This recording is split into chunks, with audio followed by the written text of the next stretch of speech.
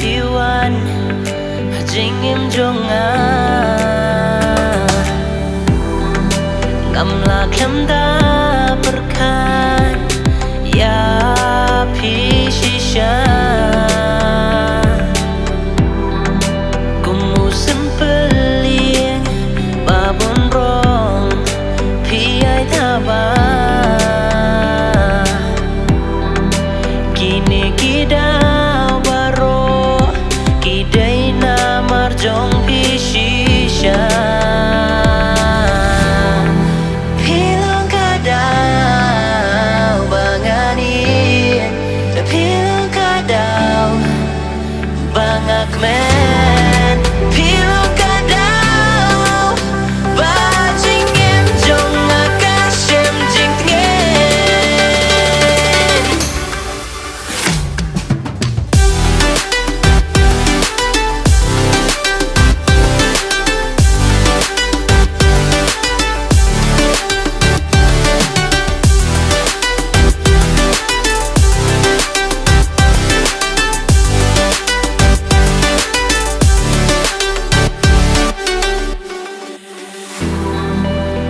Terbabri ujung pi